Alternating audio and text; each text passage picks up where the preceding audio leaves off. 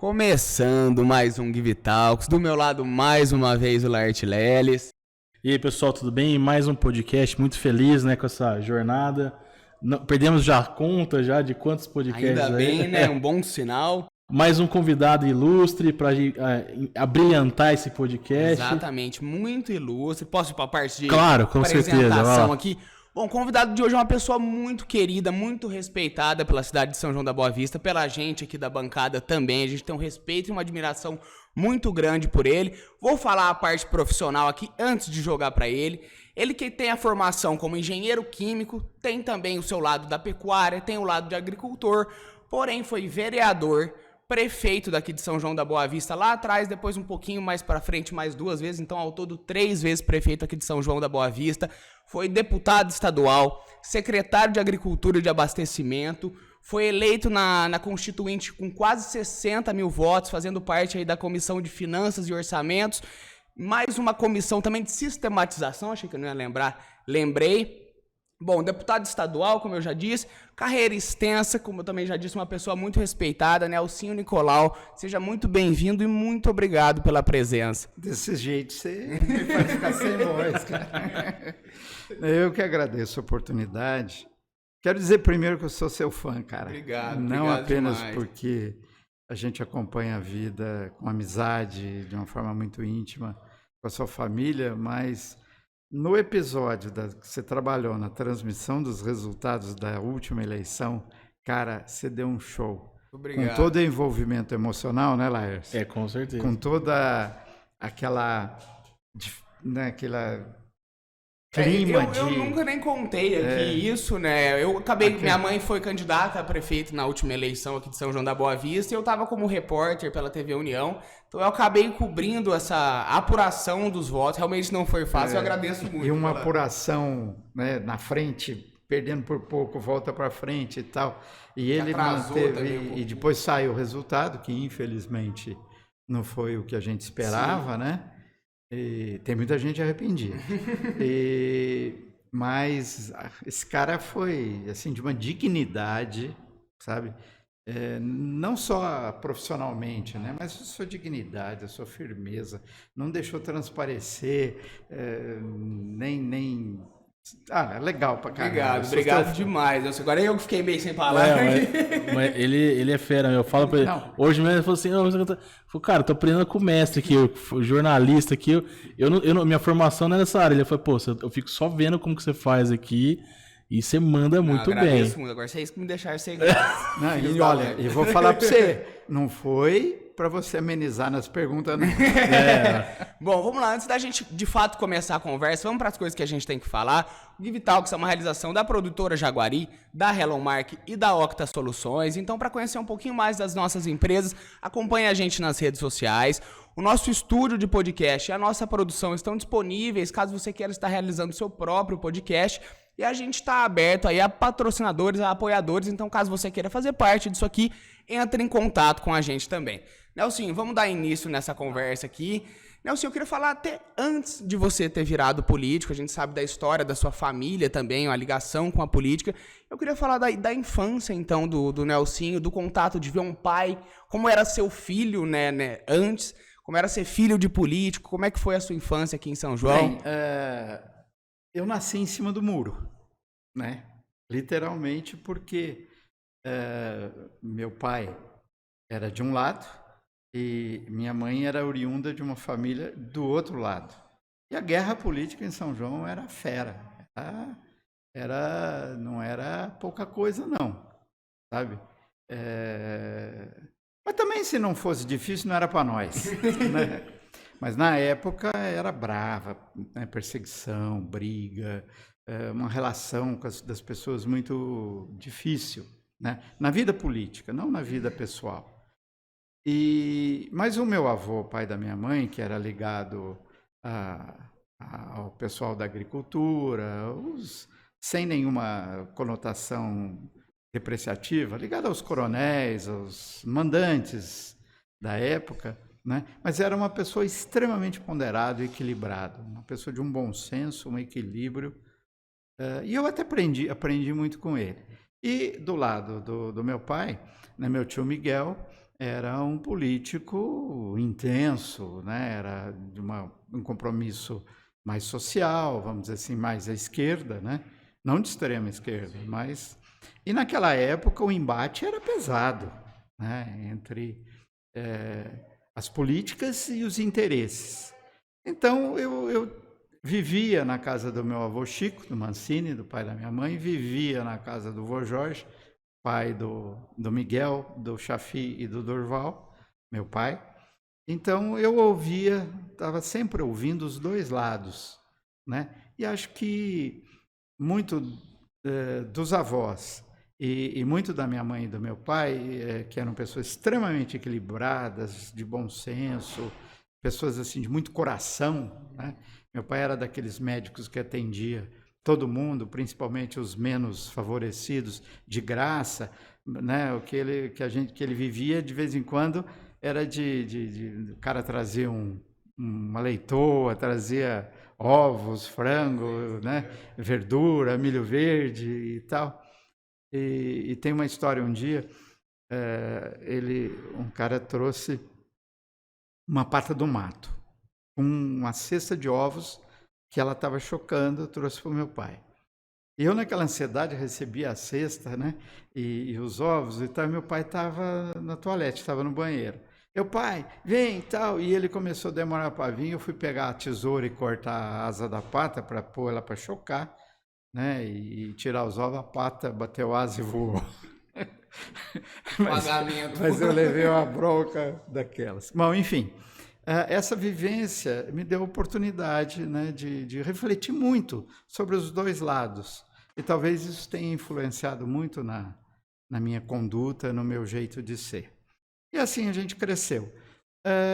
As coisas eram bravas mesmo em São João, a ponto de, né, a coisa ficou tão feia, tão brava, né, que a minha mãe, depois da eleição do Zé Rui, que, aliás, honra seja feita, é uma pessoa maravilhosa, uma pessoa digna, né?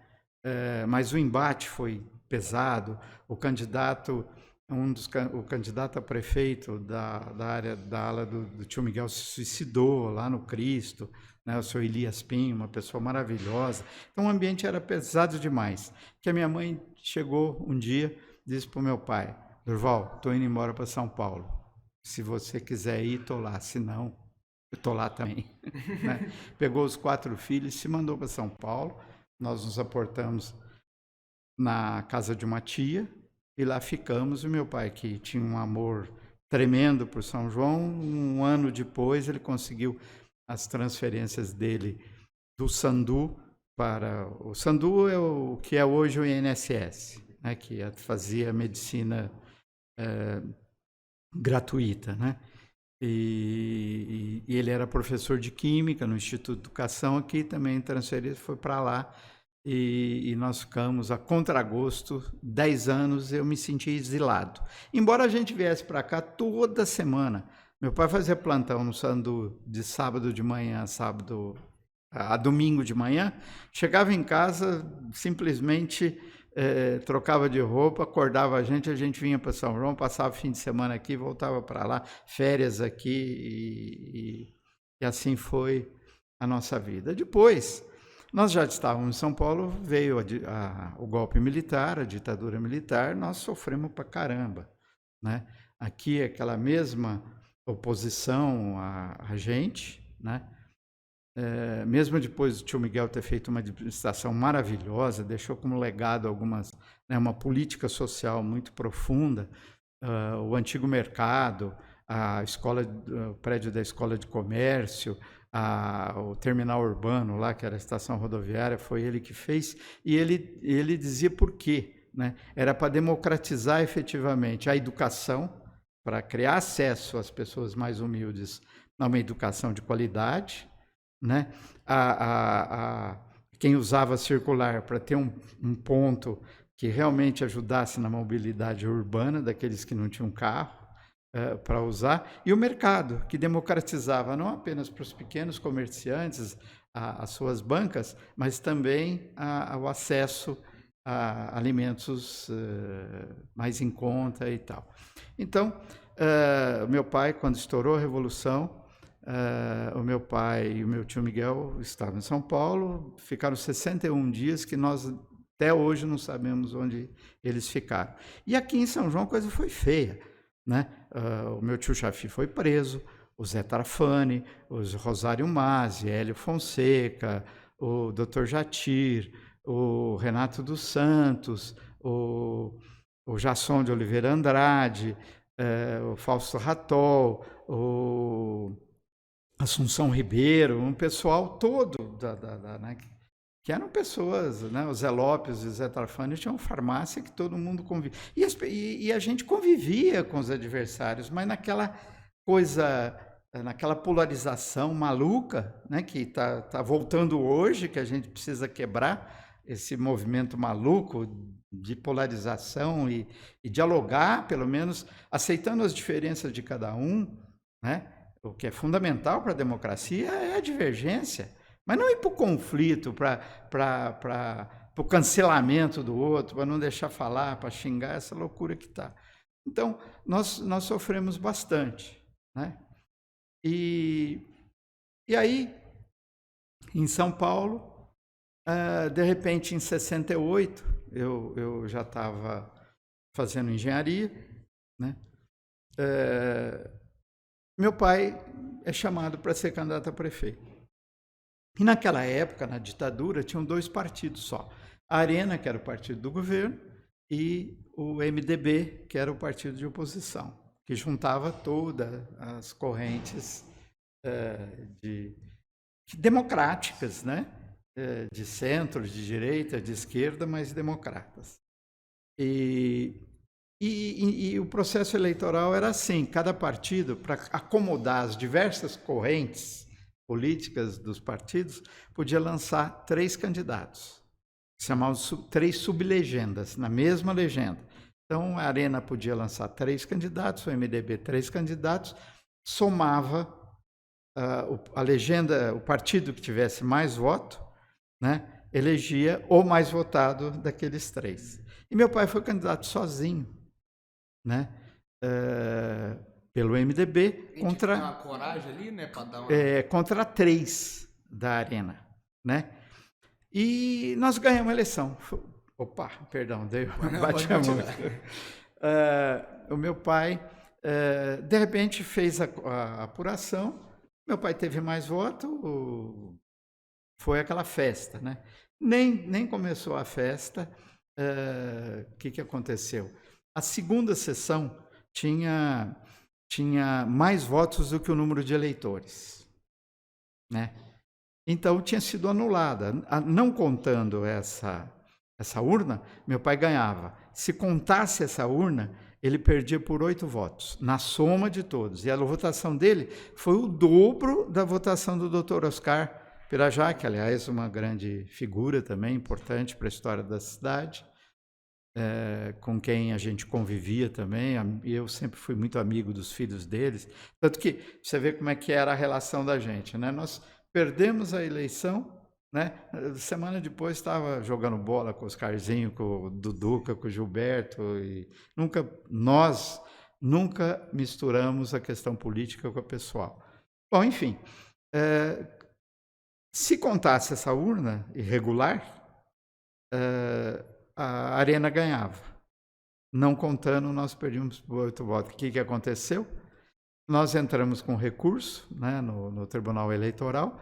Dia 13 de dezembro de 1968, o que acontece? Ato institucional número 5, patrão, essa urna foi contada. Mas mesmo assim, deram a recontagem. E na recontagem, nós ganhamos mais 2 votos, então a diferença caiu para 6. Mas tem um episódio interessante. Nós estávamos lá na apuração, a apuração era no Palmeiras, né? É bom dizer isso, contar isso. Esta eleição foi a primeira eleição em cédula única. Hoje se discute muito a questão da urna eletrônica e tal, querer voltar para o voto impresso, para o voto no papel é perigoso. Essa foi a primeira eleição que a cédula era única, tinha o nome dos candidatos, com o quadradinho. Para prefeito, você sinalizava aquele que você queria, e do outro lado você escrevia o número do vereador, né?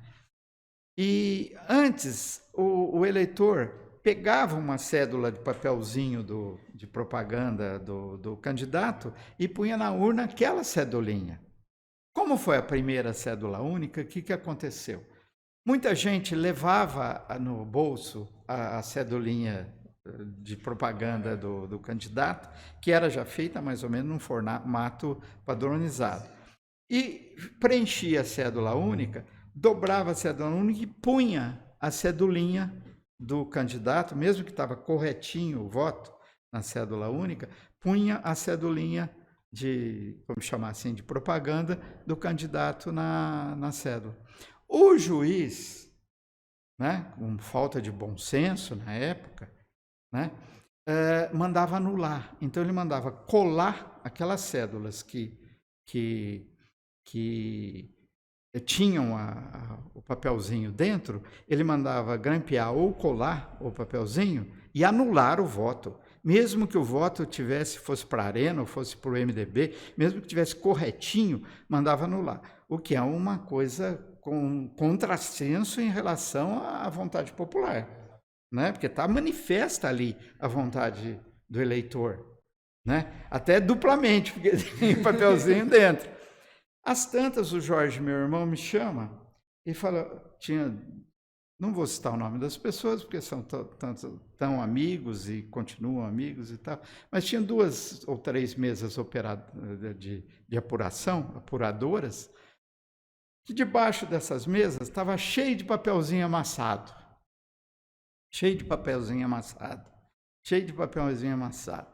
O Jorge tinha 15 anos, ele passou a grade lá do Palmeiras, foi lá, pegou um coisa, né? Tava o seu Rosário Mazzi, o Zé Trafani e eu, e o Calu, né? Nós começamos a abrir os papelzinhos amassados. O papelzinho amassado era só do Dr. Durval, né?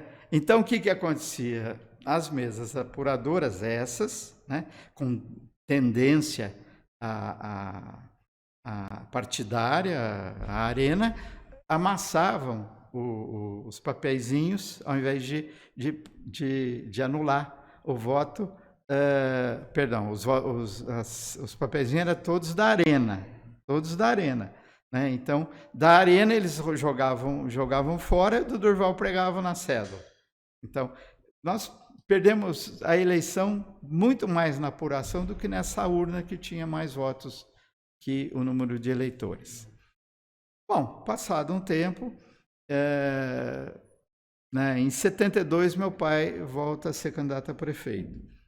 E nessa eleição foi eleito o doutor Antenor, mas ele concorreu com 2 candidatos da Arena, e meu pai sozinho de novo no MDB, e perdemos a eleição. E nessa eleição eu fui candidato a vereador, né? E tive, acho que, 1.914 votos para vereador, e, salvo engano, foi coisa de 15% dos votos válidos. Fui o mais votado, né? E aí eu comecei a minha vida política, né? E tentando ser coerente com os princípios. Aliás, tem uma coisa, né? Na vida da gente, e principalmente na política, princípio é uma coisa que, por princípio, você não negocia, né?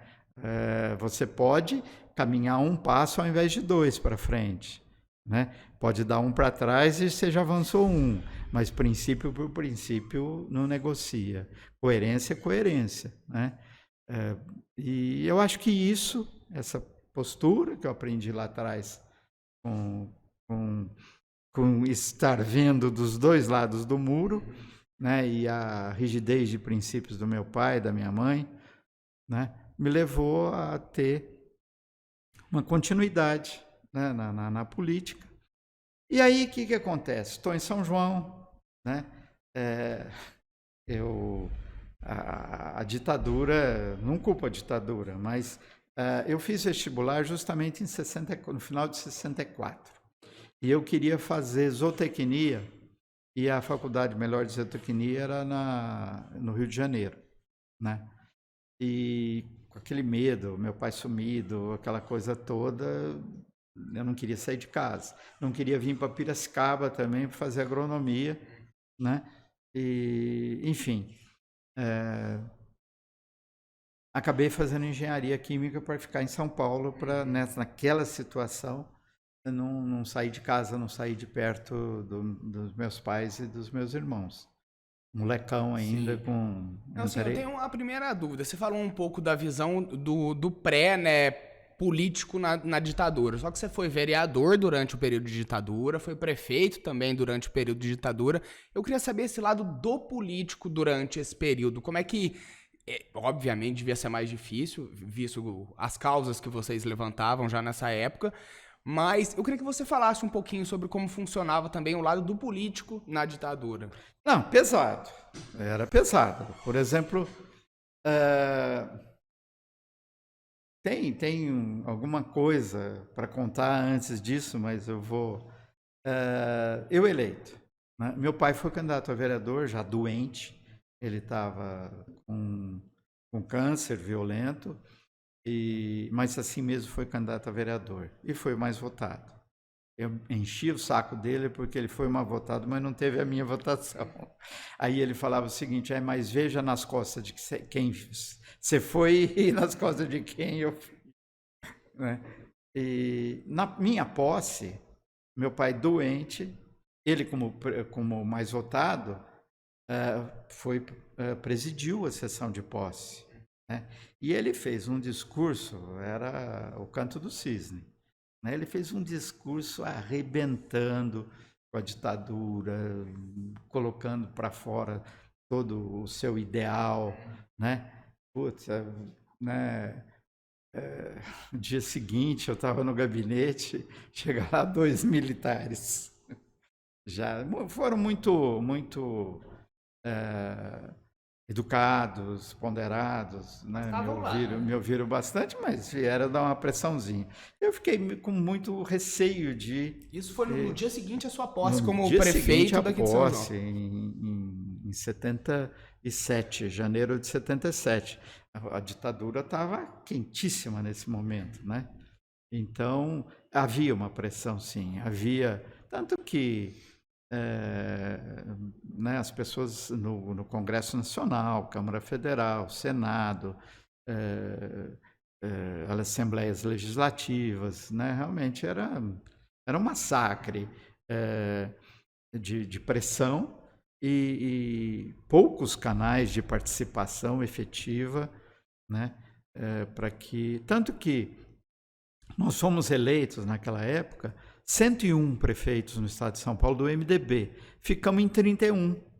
Todos os outros 70, foram cooptados pelo governo e pela Arena. Né? Para você ver o nível de pressão. Era desse jeito. É nosso, tem coisa. Não é nosso, não tem coisa. Agora, eu encontrei, por sorte, né, uma pessoa da Arena, mas que era um excelente democrata, uma pessoa, um cara... extraordinária, eu idolatro essa pessoa, né? Que era o Dr. Paulo Egídio, que era o governador do estado. E coincidentemente tinha um amigo dos meus primos e que ficou meu amigo, o Roque Monteiro, mora aqui em São João hoje, da família Monteiro, né? Eles não eram daqui, eles vieram para cá, né? O Roque, muito amigo meu, ele era secretário do Dr. Paulo Egídio, não secretário de Estado, era secretário do gabinete. E eu ia lá, quantas vezes eu fui lá conversando com o Roque, o Dr. Paulo chamava o Roque, né? Eu toquei com o Nelsinho, 2 vezes ele saiu do gabinete e veio conversar comigo. Então, né, na época, a gente conseguiu a duplicação de Campinas para Mogi Guaçu, né, eu consegui com ele, né, com a ajuda do Roque, a estação de tratamento da Sabesp. Então a gente tinha uma relação muito legal, mas por conta disso, sabe? Por conta de política, a briga política, no bom sentido, é uma coisa, a gestão, a administração é outra. Você ganhou a eleição, você é prefeito de todo mundo, sabe? Você não tem mais partido, sabe? Você é prefeito da cidade, você é prefeito das pessoas, você é empregado do povo. Você não está lá não é tua capitania hereditária, né? Então, e com essa habilidade de conversar com todo mundo, de não radicalizar, de ser firme no discurso, é aquilo que eu falei, princípio por princípio não se negocia, mas você tem maneiras de você fazer a coisa. Eu acho que a maneira ideal é você fazer as transformações, né, que se impõem na sociedade brasileira, né? Nós não vamos começar a vamos construir uma sociedade justa, em que todo mundo tenha uma vida mais digna, direito que tem pelo fato de ser gente, né? Se continuar aprofundando a fome, a miséria, a exclusão social, o desemprego, se mais pessoas cada vez mais não têm oportunidade de ter acesso a essa vida mais digna, né? Agora, você não constrói isso invadindo a terra dos outros, tomando a mansão do outro, sabe? Você faz o quê? Construindo junto. Tanto você encontra em todos os matizes políticos consenso. Todo mundo deseja uma vida melhor para os outros, né? Às vezes as pessoas são egoístas, são individualistas, não têm empatia, não vê o próximo, só pensa em si, não enxerga não enxerga um palmo além do umbigo, então fica difícil, mas tem questões que são consensuais, sabe? E você não vai construir uma nação se você efetivamente não tiver... nós conquistamos a democracia mais à frente, mas não é a democracia que eu sonho, né? A democracia hoje, ela está instituída na lei, na existência do Congresso, né? Você tem os 3 poderes, o judiciário organizado e forte, você tem o Congresso, o Legislativo, o Executivo, você tem os partidos, você tem eleições para todos os cargos, mas a democracia que eu sonho é aquela que dê a liberdade das pessoas, a todas as pessoas, a terem acesso a uma vida melhor, né? A ter emprego, a ter trabalho, a ter oportunidade de ganhar sua vida, de ter acesso à educação, à saúde, né? E não essa exclusão social maluca, que às vezes a gente não enxerga em São João tanto, mas tem, né? Mas por esse democracia Brasil... do jeito que ela está, em si, ela não é uma democracia completa, né? Não Faltam vários pontos para a gente... Nós estamos muito longe ainda dessa democracia que eu sonho, né? Que é da pessoa ter a liberdade de conquistar de uma forma... pelas próprias condições, né, uma vida melhor, né? E nós estamos longe disso. Isso precisa ser construído. Estamos pertinho do momento crucial para isso. Exatamente. O Nelson, sabe que teve com a gente aqui o Sidney, né? E uma coisa que eu tô vendo em você também, que eu acho que sinto falta na política de hoje, é justamente esse equilíbrio, né, essa questão de eu sou eu tenho uma visão, um princípio, mas eu tenho que conquistar as coisas, não é por imposição. Sim. Eu fiquei assim, eu vejo você falando assim, né, eu falo, sinto falta. Ele até comentou do marido, falou assim, quando ele veio também para cá, eu acredito que você deve ter experiência assim também. Vamos ouvir o povo, o que eles estão precisando, vamos entender. Então, é isso. Eu acho isso fantástico. Muito interessante. Eu entrei na prefeitura, bem a ver com o que você está falando. Entrei na prefeitura, encontrava as pessoas, porque, sem demagogia, eu almoçava lá no Bar Canecão, hoje de novo, que era o Bar do Jorge, né? Eu saía da prefeitura, eu era sozinho, minha família estava em São Paulo, eu era solteiro, saía da prefeitura lá, comia um bauru e um sonho de valsa de sobremesa, né? E ali era o pontinho da gente. Encontrava com todo mundo, às vezes ia em eventos, em futebol, em baile, né? Continuei tendo a vida de solteiro, né? Encontrava com as pessoas, doutor Nelson, foi bom te ver, sabe, nós estamos precisando lá no Santo Antônio disso, lá no Santo André, Pratinha e tal. Eu falei, mas escuta aqui, por que você está me chamando de doutor? Não, agora ser prefeito. Mas peraí, doutor, eu sou a mesma pessoa, eu sou Nersim de sempre, tá? Eu sou Nelson de sempre, né? Aí eu comecei a perceber, né, que não por conta da ditadura militar, mas a história né? Nós vivemos uma sociedade autoritária em todas as relações.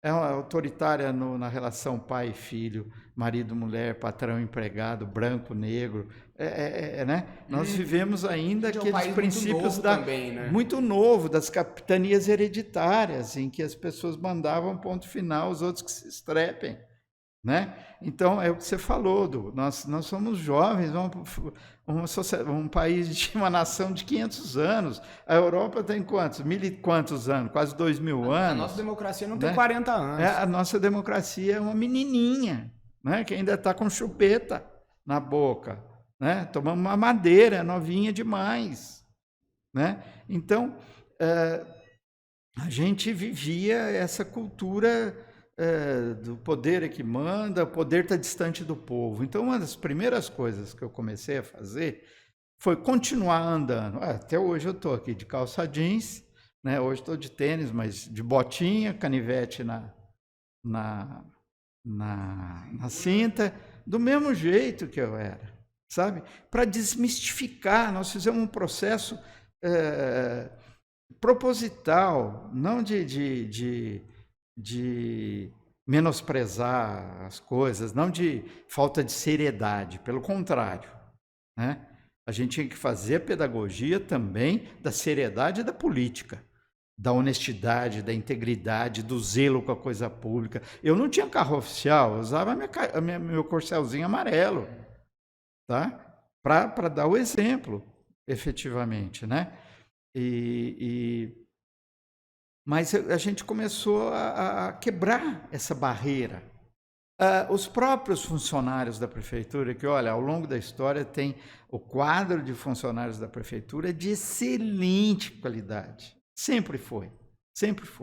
Pessoal, mas eles eram treinados, não com consultoria que fosse lá dar curso, mas eles eram treinados pela vida a servir os doutores, né? Então chegava o doutor fulano de tal lá, tapete vermelho, o seu Zezinho da Silva, que estava lá catando algodão, perdeu um dia de serviço, foi lá ver um probleminha da planta dele, da planta da habitação dele, né? Ficava para lá e para cá na frente da prefeitura, andando para lá e para cá, ninguém era capaz de chegar, o senhor está precisando de alguma coisa? Não por má fé, não por falta de responsabilidade profissional, mas estou fazendo essa caricatura no sentido... Então, você precisava quebrar isso, né?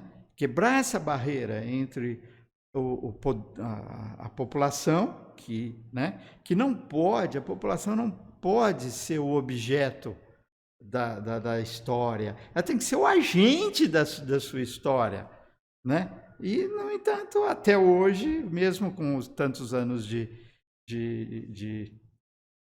poucos, né, de democracia, a gente está aprendendo ainda isso.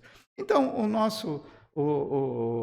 a nossa proposta era essa, né, de fazer a pedagogia, porque não adianta você falar democracia, instituições fortes, né, sabe, discurso, você tem que fazer. A democracia tem que ser um estado de espírito permanente da gente, principalmente quem está ocupando algum espaço de poder, né? Tem que ser o estado de espírito permanente, não só uma coisa formalizada nas leis. Então, nós percebendo isso, às vezes as pessoas, Nelson, nós precisamos de tal coisa no tal bairro, quer que traz um abaixo-assinado? Não. Nada de abaixo. Não pode fazer abaixo-assinado? Assustava, né? Não, você vai fazer uma reunião lá na tua casa, eu vou lá. Então a gente começava a inverter o processo, sabe? Fazer a população se sentir parte, né? Parte, ou agente. Fazer a política como ela deve ser feita. Né? Se eu pudesse assim, resumir uma palavra, você até falou empatia. Sim. É isso que fala. É isso. Empatia. Se envolver, ter uma escutativa, realmente se importar e fazer por consciência que o papel do homem público não é representar a população, né? Caminhar junto. É ela puxar a população para que a população tenha efetivamente uma participação direta. Hoje a gente ouve muito falar em governo participativo, né? Mas participativo até onde? Nós começamos lá atrás. Eu que comecei, né? Implantei e o Beraldo deu continuidade e quando eu voltei na prefeitura a gente retomou esse processo. Então as pessoas, quer faz um abaixo-assinado? Vou lá, levo... Não, você não precisa vir na prefeitura, não. Quiser vir, vem, tá cafezinho, porta aberta, meu telefone eu atendo em casa e tal, mas você vai fazer uma reunião online. Nós começamos. E aí começamos a organizar o processo de decisão das obras e ações e programas da prefeitura com as reuniões de bairro. Então, nós dividimos a cidade em 16 pontos, né? E a gente fazia 2 reuniões no primeiro... Olha que era pesado, né? 32 reuniões no primeiro semestre e 32 no segundo. Só aí são 64 dias. Tá certo? Era permanente. Entendi. O processo, permanente. Ia catalogando. E aí também, eu falava, mas muita gente, nossa, mas você vai fazer o quê? Não tem dinheiro. Não tem dinheiro. O maior capital da prefeitura é a mão de obra que ela tem. Então, se você está com o pessoal mobilizado com você, os funcionários da prefeitura, todo mundo afim, todo mundo vestindo a camisa, a folha de pagamento é o capital que você tem. Se a folha funcionar direitinho, você já está sendo um grande prefeito. Se cada um dos cidadãos nos diversos serviços da prefeitura for bem atendido, cara, você já é um bom prefeito. E se você tem essa humildade, e mais do que humildade, sabedoria de ouvir o povo, você erra menos, porque você está fazendo o que o povo deseja, né? Então, nós começamos esse processo de reuniões de bairro. Então, e outra, era assim, negão, fazia a roda, eu no meio, né? Eu tive problemas seríssimos de algumas pessoas, diretor que às vezes queria falar, a sua tribuna é outra, Câmara, no vereador, não, você me desculpa, mas você não vai falar, aqui nós estamos aqui para ouvir a população, né? Então, nós tínhamos vereadores excelentes, mesmo de oposição, então foi muito pessoal maduro. Eu já ouvi você falar que você ficou rouco de tanto ouvir. É isso aí. E, aliás, eu estou hoje de novo, eu rouco só de ouvir. Mas que eu estou falando muito, você precisa me perguntar mais, tá aqui, interromper. Bom, mas então a gente foi fazendo esse processo e você vê que o concreto do povo é simples, sabe? Não adianta a gente... Por exemplo, né, a gente achava, ex-estudantes recém-formados, né, porque a gente juntou um pessoalzinho lá atrás, né, quando nas eleições do meu pai, nós formamos o tal do Grupo Novo. Juntamos uma molecada, inclusive o pessoal que estava estudando, ainda terminando faculdade de São Paulo, Joaquim Melo, Alencar, Toninho Tambasco, Antônio Carlos Pérez, Amélia, um monte de gente, né? Não vou ficar citando o nome. E a gente começou a discutir São João. Pô, todo mundo querendo voltar para cá e ninguém podia, só eu que tinha voltado, porque larguei a engenharia, fui tomar conta do sítio, né? E tal, a gente criamos um grupo novo. Começamos o Hamilton de Souza, irmão do Lucas de Souza, grande cara, né? Muito, né? O Luiz Nassif ajudava a discutir as coisas e tal. Enfim, fomos construindo tudo isso, né? E, bom, enfim, e ganhamos a eleição.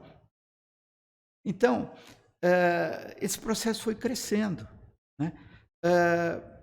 Mas a gente achava que sabia de tudo, né? E a gente imaginava que lá no Santo Antônio tinha que fazer isso, fazer aquilo e tal. Aí chegava nas reuniões, o pessoal queria asfalto, né? Mas por que asfalto? Asfalto não é um requinte? Não, senhor. As meninas saíam do Santo Antônio para passear na Armando Salles ou na Joaquim José, dia de chuva, né? Tirava o sapato, vinha pisando o barro, tá? Lavava o pé lá no posto do Ruiz, que tinha uma torneira, ou do Maurício Azevedo, ali na Avenida João Osório, punha o sapato para chegar na cidade. Quer dizer, e as mulheres falavam o seguinte: não, Nelson, nós catamos algodão, nós trabalhamos na roça, deixamos. Mas vocês não precisam de uma creche? Precisamos de uma creche, mas primeiro o asfalto. Eu achava, como assim? Será que estão aculturadas para querer o asfalto, né? Não é a creche mais importante, eu pensava. Porque é o seguinte: eu trabalho lá na roça, né? Eu tenho que levantar 2h30, 3h da manhã, lavar a roupa, fazer comida, penduro as roupas, lençol, roupa, tudo no varal, vou embora. Se é poeira, então quando eu chego 7 horas, depois de pegar o caminhão de turma, chegar na cidade, né? A roupa está suja de poeira. E se tem barro, a casa inteira está cheia de barro. Então eu não dou conta, né? Se você tem um asfalto, você tem uma qualidade para ter uma vida melhor. Depois vem a creche, a unidade de saúde e tal, e nós acabamos fazendo tudo isso. Então os bairros eram, né? Eu cheguei a passar umas fotos para você, né? Os bairros, Santo Antônio, Vila Brasil, o pessoal tá DR. acompanhando de casa, a gente vai colocar na edição, no pós, lá algumas fotinhas Nossa também. Senhora de Fátima, Santo André, Vila Valentim, Vila Brasil, DR, gente, era esgoto a céu aberto nas ruas, né? E às vezes asfaltava-se, recapeava a rua de paralelepípedo ou já asfaltada no centro, e era um...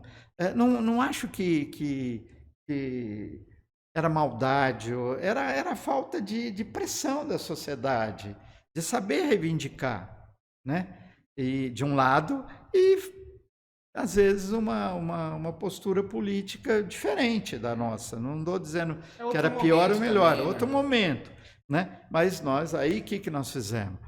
E o Alencar foi o grande operador desse processo, né? Outra coisa, né? Ao invés da gente contratar empreiteiras para fazer o asfalto, que é a coisa mais fácil da vida você fazer asfalto, principalmente naquela época que ele não era usinado, né? Você montava o asfalto no chão, punha as pedras de mais grossas, depois mais finas, depois fininha, depois você jogava o picho em cima e passava o rolo. Então era simples de fazer. É uma mão de obra sem simples, né? Então o que nós fizemos? Nós compramos equipamentos, contratamos o pessoal pela prefeitura, salários bons, né? Mais uma coisa, o maior salário da prefeitura era 3,6 vezes maior que o menor. Distribuição de renda, meu caro, né? Fizemos um sistema de justiça fiscal, eu ia falar né? disso, Mas com muito critério. Ampliamos a arrecadação, sem onerar ninguém, da periferia diminuiu. O IPTU de São João era igual, né? Nas regiões até um pouco mais afastadas, para o centro da cidade, eram iguais, né? Então... Com justiça. Justiça fiscal como ferramenta de justiça social. É o que está... de novo, é o que está faltando nesse país, né? Pobre paga imposto quando compra uma caixa de fósforo, um ovo, né? E as grandes riquezas não são tributadas, dividendo de empresa não é, né? Hoje a Petrobras distribui um monte de dividendos, né? E o preço da gasolina está esse aí, tá? Não está muito correto essas coisas. O dólar caiu, né? Também, enfim. Então, com isso, com as reuniões de bairro, nós fomos identificando o que a população queria e desejava, e com isso a gente errou menos e conseguimos dar esse avanço na cidade, né? Fizemos os asfaltos dos bairros, implantamos um sistema de saúde, porque nós não tínhamos. Quem atendia a população menos favorecida eram os médicos antigos, Dr. Durval, Dr. Davi, Dr. Raul, Dr. Romeu, enfim, o Dr. Pirajá, os médicos mais antigos que atendiam a população, né? Você não tinha um sistema de democratizado de acesso à saúde. E nós implantamos antes da criação do SUS. Nós criamos o PPA, que chamava posto de pronto atendimento, na época, que hoje seria um pronto-socorro ou uma UPA, né? Montamos unidades de saúde, inclusive no Bairro Alegre, no Pedregulho e no Jirivá, na época, na zona rural. Então, contratamos médicos. O Dr. Minghini, que vocês devem conhecer, infelizmente não está entre nós, né? Dr. Minghini e o Dr. Benedito Vistim, mais a Sônia, que era diretora, né? A Sônia Mara, irmã do Dr. Sidney Valim, que foi a diretora, né? Grande companheira da gente também, né? Que foi a diretora de saúde, e nos deu assessoria o Dr. Zé Eduardo Passos Jorge, que tinha essa visão social, e o Dr. Benedito e o Dr. Minghini, que comandaram essa mudança. Nós passamos a ter assistência médica universal para a população de São João. Foi a base da ideologia do SUS. Foi criado aqui, em São João. O orçamento participativo, que eu conheço pela história, só o Dirceu Carneiro, prefeito de Lages, em Santa Catarina na época, e o Nelsinho aqui, que implantou o orçamento efetivamente participativo. Isso que o Nelson estava contando, né, agora há pouco, eles realmente sentavam com a população para debater o orçamento, como a gente iria gastar, né? Sim, então aí... E outra coisa, aí era uma tática da gente para fazer... Em muitos lugares, às vezes, algumas pessoas se arvoravam em ser o líder daquela comunidade, sabe? Então, as reuniões não tinham... a coordenação da reunião era eu que fazia. Espera, fala você. Então, bem democrática a reunião, né? O diretor da prefeitura, companheiro, não falava, vereador não falava, eu passava a palavra para a população. Quando a gente fazia a segunda reunião em cada bairro, é que naquela reunião, no final da reunião, discutido e debatido tudo, né, é que as pessoas elegiam o seu representante que iam para as reuniões de fechamento. Então, sabe, era eleito não o líder que se arvorava escolher ser, mas sim aquele que a população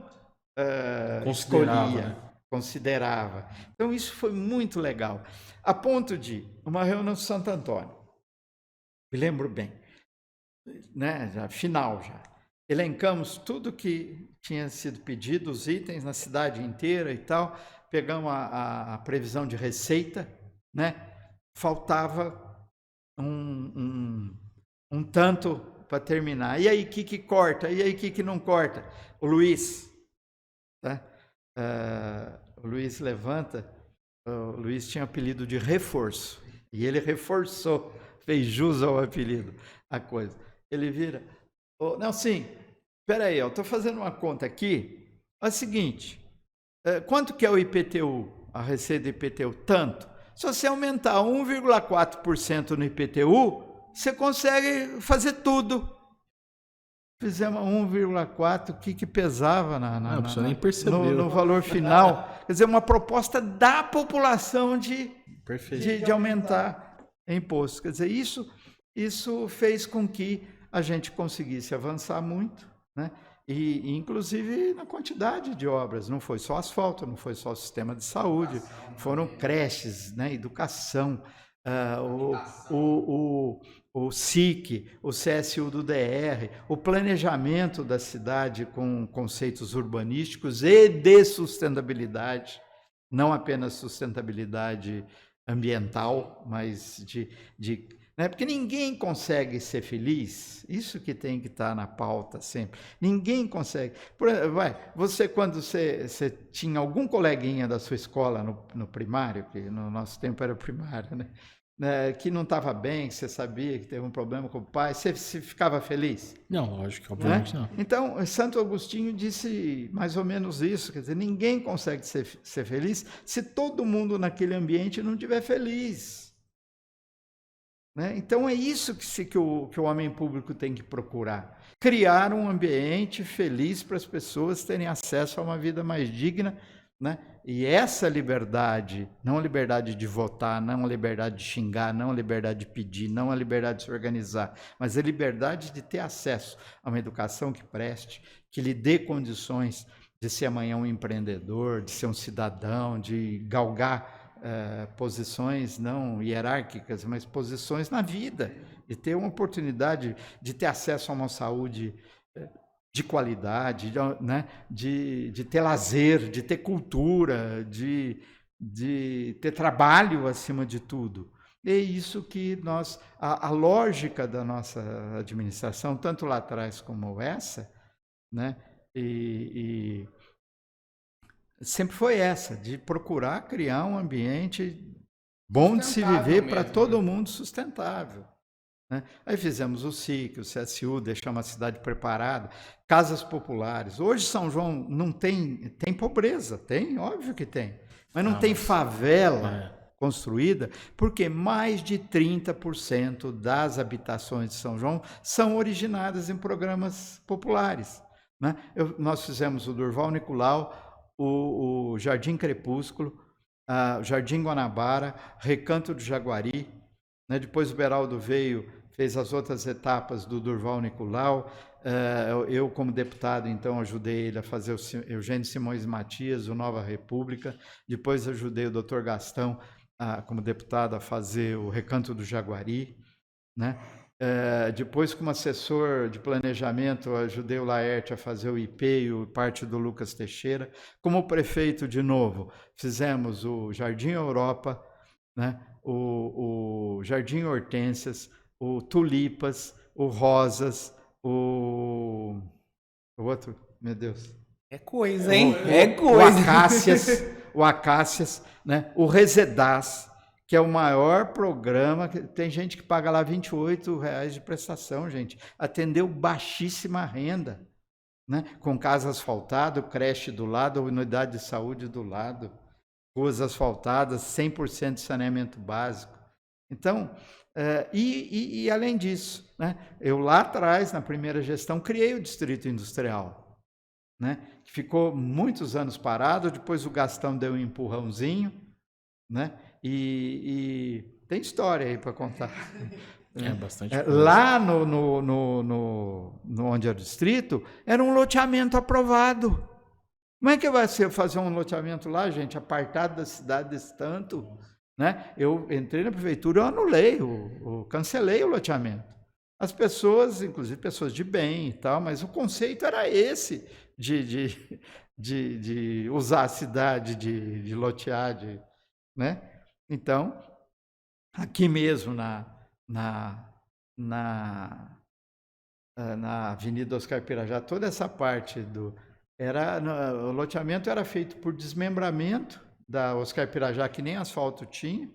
O Dr. Oscar tinha só traçado a avenida e parte dela não tinha nem sido paga, eu que paguei depois, e aí fazer como desmembramento, as ruas perpendiculares, abrir as ruas perpendiculares, não tinha, na marra eu cancelei o loteamento e falei, negão, vocês têm que dar área verde. Então peguei onde é o pátio, mais um pedaço, e onde é a Justiça do Trabalho, e estava construindo a Justiça Federal. Quer dizer, não tomei das pessoas, negociei, sentei, nego, peraí, né?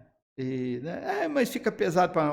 começa o seguinte, você não está dando... Aqui não precisa dar 10% para o prefeito, nem para o engenheiro que aprova, você cumpre a sua obrigação de passar aquilo que é para o povo, né? E então, aí depois, nessa gestão, fiz todas essas casas, né? E com isso, você está dando não. Você está abrindo as portas para as pessoas conquistarem uma dignidade maior. Eu acho que não tem nada melhor que a casa própria. Né? O cara pagar aluguel, principalmente a população trabalhadora, é mesmo que você pegar um maço de dinheiro todo dia, passar no forno de uma olaria e jogar. Você está pagando a prestação da casa própria, você está morando dignamente, seus filhos, sua esposa, construindo patrimônio. E você está construindo seu patrimônio. Pô.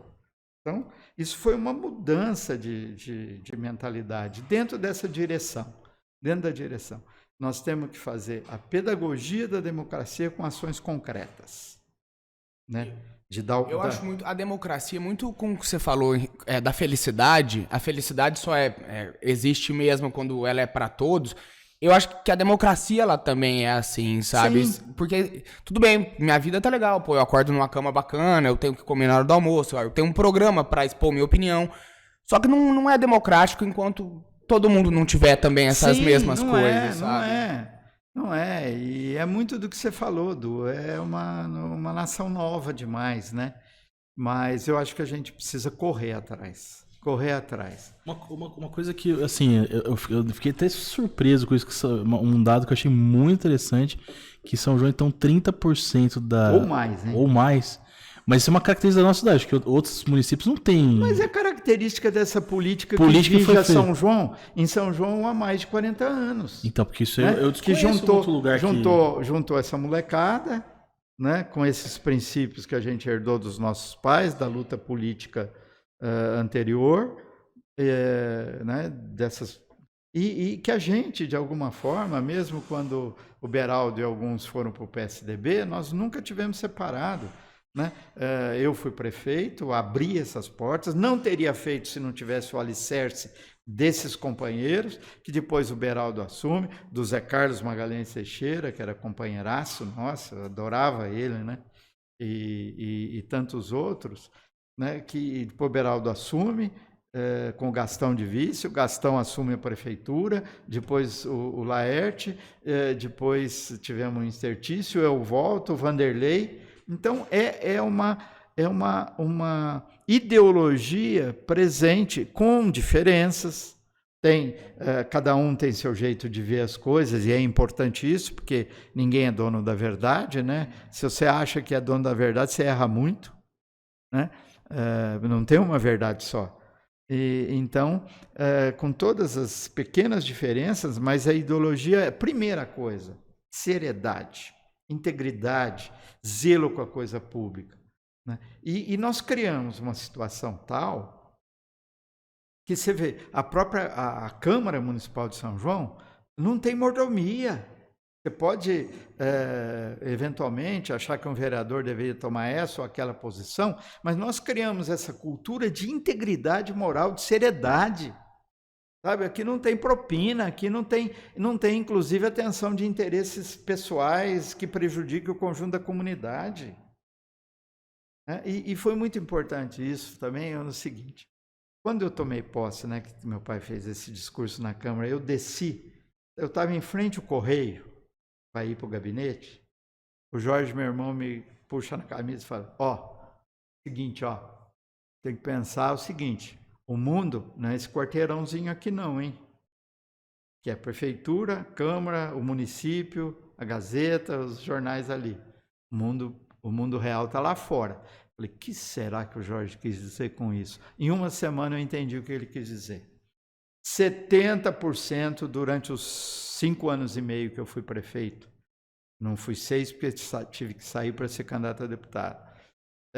70% dos pedidos de agenda era das mesmas pessoas. Se a gente não cria esse processo de participação das pessoas, se a gente não cria, não tinha espaço público, ou o cara era sócio da esportiva, ou não tinha uma piscina para nadar, ou tinha aqueles que tinham piscina na sua chácara, na sua casa. A pessoa acabava não tendo nem direito de entretenimento. O caminhão de carregar água da prefeitura estava o dia inteiro enchendo piscina ou esvaziando piscina dos outros. Para com isso. As máquinas da prefeitura fazendo serviço particular e as estradas arrebentadas. Para com isso, critério é critério. E quando você faz isso, você corta com explicação, com sobriedade, com seriedade, sem briga, sem xingar, sem ir para coisa, todo mundo aceita, porque é tão coerente. Tão coerente. É a mesma coisa hoje, né? Às vezes você ouve, né? Tem desemprego porque o cara é vagabundo, não quer trabalhar. Tem que pôr na cadeia mesmo, não sei o quê, não sei o quê. Aí você começa. Mas peraí, né? Você é cristão? Né? Independentemente de religião, sim, não, sim. Você é cristão? Sou. Então, qual é o sentido do cristianismo? Não é a solidariedade humana, não é a maior ao próximo, não é empatia, não é pensar nos outros também. Né? As pessoas caem em si. Então, com jeito, fazendo... Então, quando nós ganhamos a eleição, né? alguns adversários nossos que a gente tinha relação, né? Nossa, agora vai ser o caos. O Nelson vai descontar tudo que vai ser um revanchismo daquele, né? O Fernando Magib fala muito isso, né? Que a gente veio e apaziguou, mudou a política de São João.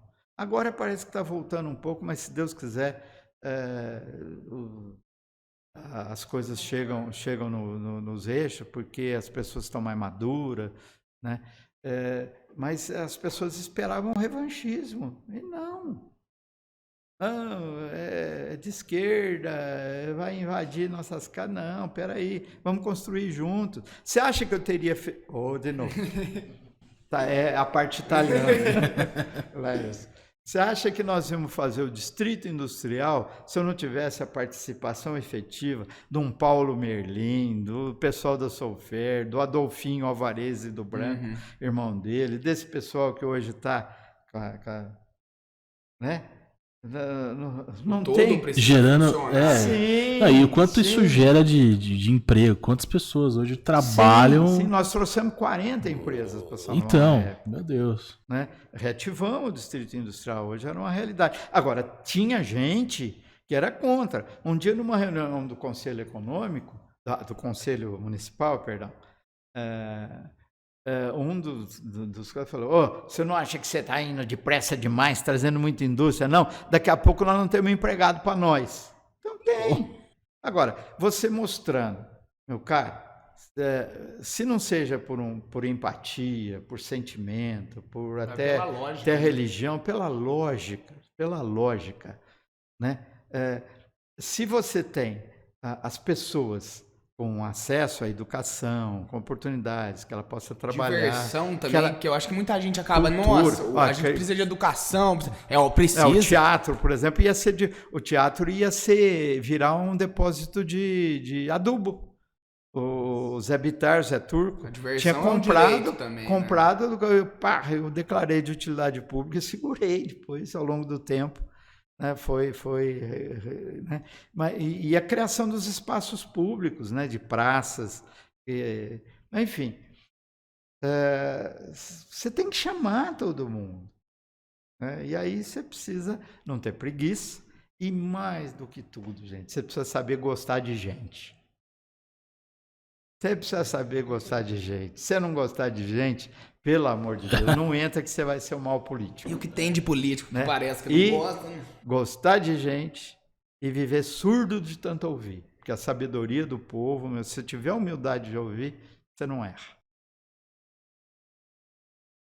Eu queria dar continuidade na parte da sua carreira mas profissional. Poda. Não, mas a ideia hoje é escutar mesmo, sabe? Eu acho que a gente tá falando justamente sobre isso, né? O quanto falta a gente escutar, a gente aprender, a gente olhar também coisas que funcionaram. Mas eu preciso aprender com vocês que são mais jovens. Louco, hoje a gente tá aqui. Você quer um golinho d'água, Nelson? Não, obrigado. Eu queria falar agora da mudança, quando você saiu da prefeitura, e aí você alçou um voo um tanto maior, né? Saiu da questão do município, foi para a questão do estado. Você foi deputado estadual 2 vezes consecutivas. Eu queria que você falasse um pouquinho sobre esse período. De alguma maneira, né? A gente... Antes mesmo de eu ser eleito, o Grupo Novo, nessa moçada, nós promovemos diversas reuniões políticas, de alta política em São João, de trazer Montoro, de trazer Mário Covas, de trazer deputados federais, né? O teu tio Grama veio, e reuniões regionais de política, de discussão da democracia, de discussão e tal. Depois de eleito, prefeito, a gente continuou. E nós fizemos um evento aqui muito grande, né? Foi assim, eu prefeito, o Plínio de Arruda Sampaio tinha voltado do exílio, né? E ele vivia em São João, a família da esposa dele, da dona Marieta, daqui, os meninos sempre aqui e tal. E ele era uma figuraça, uma cabeça, né? E eu ouvia muito o Plínio. E aí eu comecei a entrar num processo tinha vindo ele, o Fernando Henrique, o Almino Afonso, tinham voltado do exílio. E eles se reuniam lá em São Paulo, na Hidrobrasileira, que era a empresa do Sérgio Mota, que foi um dos grandes lutadores, artífices da luta pela democracia e tal, e foi ministro do Fernando Henrique e tal. E a gente tinha um processo de discussão lá, e eles pensavam em criar um novo partido com a redemocratização. Eu tenho, inclusive, o rascunho, né, e eu era o carregador de mala para eles, quem sou eu, né? Mas isso foi dando e nós fizemos esse evento aqui para lançar o Fernando Henrique no MDB. Ele já tinha assinado a ficha do MDB, mas o MDB não o conhecia, o interior, ele viveu anos no exílio, só de nome e tal. Então o Plínio deu uma ideia da gente fazer um grande evento, né, já lançando o Fernando Henrique senador. Nós fizemos esse evento em plena ditadura aqui em São João, Nersim prefeito, né? E isso e nós formamos os 31 prefeitos que sobramos dos eleitos do MDB. Nós trouxemos mais um, que é o Edinho Araújo, que era de Santa Fé do Sul, que era da Arena, veio para o MDB. E depois elegemos, quando teve as eleições para as instâncias, que nas instâncias também era nomeado o prefeito. O Luiz Volgran, filho do Volgran, irmão do Paulo Teixeira, do Luiz Tarcísio e tal, se elegeu prefeito de Prata, né? E eram 13 instâncias que estavam tendo eleição. A única, e o Maluf era governador, então o povo falava que o Nersinho, não, o Luiz Volgran ganhou pelo mérito dele, pela história do pai dele, pela história da família, mas pela proximidade aqui com a gente, né? A turma falava que o Maluf não fez os 13 pontos porque o Nelsinho não deixou. Mas, enfim, isso foi me aproximando da cúpula do MDB. Né? Então tinham reuniões com Montoro e tal. Aí nós formamos essa Frente Laerte Mendes, que nós demos nome de... Isso começou a acontecer aqui em São João, na prefeitura, com a presença do Barros Munhoz, que era prefeito de Itapira, o João Herman Neto, que era prefeito de Piracicaba, o Valdir Trigo, que era prefeito de Sertãozinho, e o Casadei, que era prefeito de Lins. Nós começamos a juntar os prefeitos. E aí depois veio o Alckmin, veio os outros prefeitos do MDB, e nós fazíamos reuniões mensais dos prefeitos do MDB, e pusemos Laerte Mendes, porque um dos prefeitos era o Laerte Mendes, que era prefeito de Matão e faleceu, né? Então, em homenagem a ele e tal. Mas no começo, a reunião era para resistir ao Maluf, esses 4. Né? Depois o Barros Munhoz saiu do MDB. Mas o João Herman, o Casadei, o Trigo e eu, nós tentamos conduzir uma coisa para uma discussão, para um debate, para de alternativas, né, de luta pela democracia, de alternativas de programas que viessem nessa direção de tudo que a gente falou aqui, não vou repetir. E começamos a fazer isso. Isso nos deu a condição, inclusive, de fazer algumas coisas do programa de governo do Montoro, né? Por conta dessa relação. Então, eu fui eleito, e fui eleito facilmente, porque nessa época, né, nessa eleição, a Arena tinha, primeiro, prorrogado os mandatos dos prefeitos, para não ter eleição, para não perder a eleição, o governo federal, a ditadura. E quando eles perceberam que estava difícil, né, que a oposição estava crescendo, o Quércia já tinha sido eleito senador, o Montoro já foi eleito senador, o Fernando Henrique, como segundo votado, ficou suplente, depois o Montoro sai para governador, o Fernando Henrique assume, né? O que eles fizeram? Eles fizeram a eleição, tinha que ser voto vinculado, ia ser a primeira eleição para governador. Então, e só tinha os dois partidos, Arena e MDB. Eles achavam que com o voto vinculado, o MDB cresceria menos. Então, você tinha que votar no vereador, no prefeito, no deputado estadual, no governador, no deputado federal e no senador do mesmo partido. Senão anulava. Se você votasse num deles, de um partido e do outro, era nulo o voto.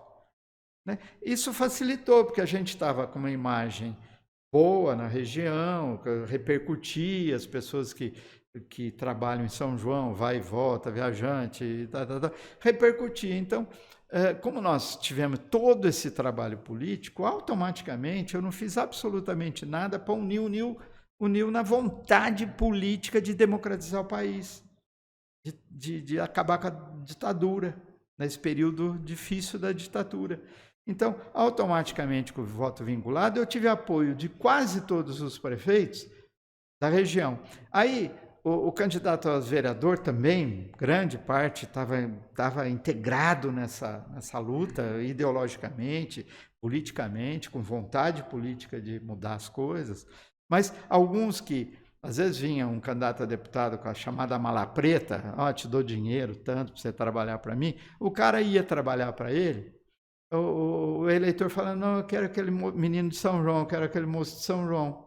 Então, acabou quase que, não foi unanimidade, mas quase que a grande massa da região vinculou. E a Sônia, minha esposa, me ajudou muito, nós não tínhamos dinheiro para fazer campanha.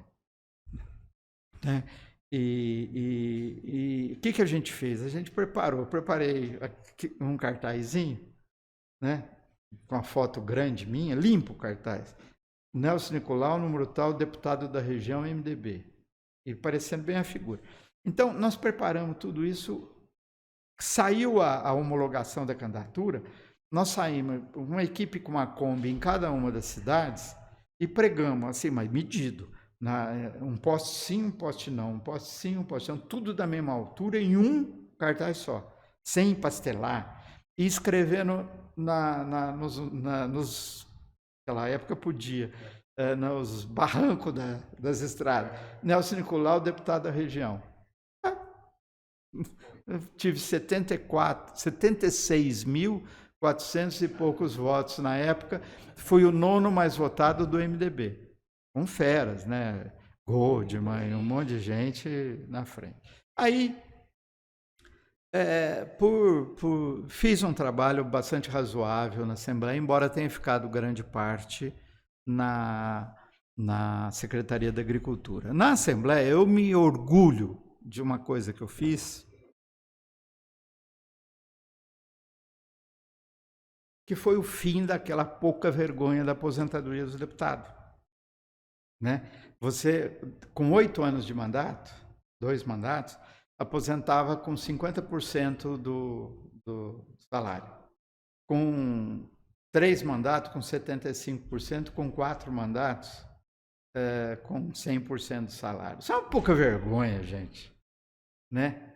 Então, na hora de eu fiz o projeto de lei, que foi votado às duras penas, se não mobiliza a imprensa, não teria sido votado. Né? Aqui, na hora de eu podia estar com, sei lá, uns 15 pau de salário hoje sem fazer nada. Mas eu tinha vergonha de andar na rua e meu sogro com 70 anos subindo em telhado para fazer carpintaria e eu aposentado, eu tinha vergonha. Agora, eu fui lá para quê? Para manter os privilégios ou foi para mudar?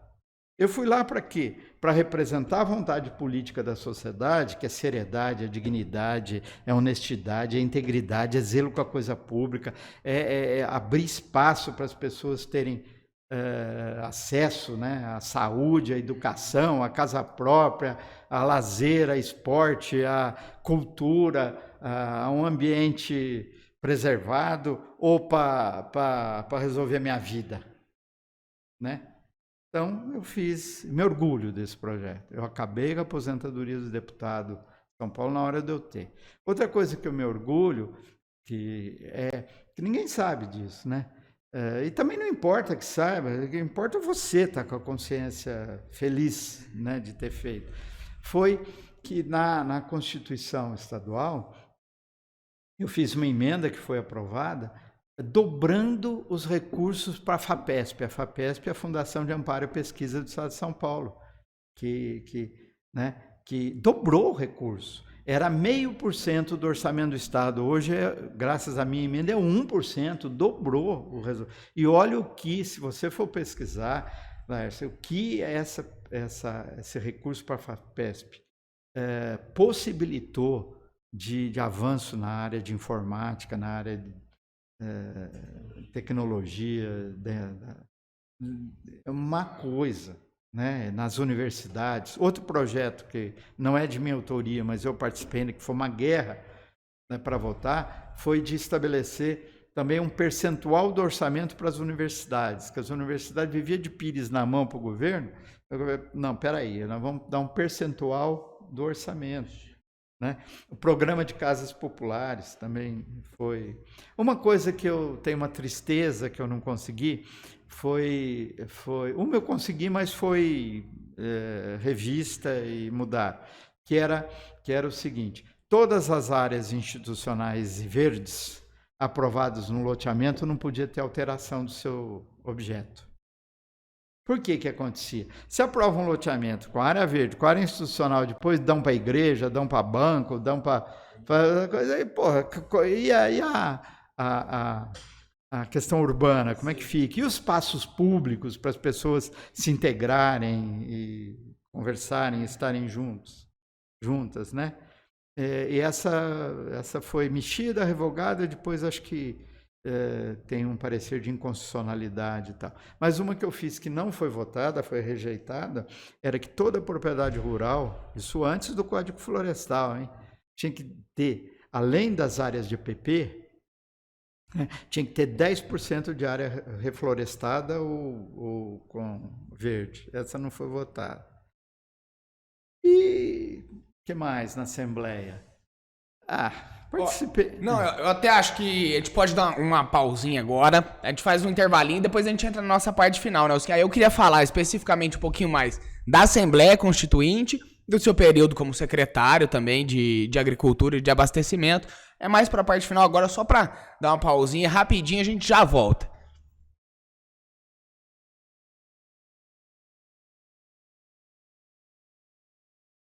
Voltamos do nosso intervalo. O convidado de hoje muito especial, Nelsinho Nicolau. Nelsinho, dando continuidade no que a gente estava falando ali no intervalo que eu precisei fazer aqui. Eu queria que você saiu então de deputado. Outras coisas que aconteceram foi a Assembleia Constituinte e a Secretaria de Agricultura. Você falou um pouquinho que foi mais atuante na parte da Secretaria. Comentar. Não, como deputado também, né, a gente trabalhou muito para obras e serviços na região, né? A duplicação da estrada, que depois, com a ajuda do Beraldo, ela veio até a Prata, né? As estradas vicinais na região, praticamente todas foram no meu tempo, escolas, casas populares, né? Um monte de coisa. A nossa região era uma região esquecida.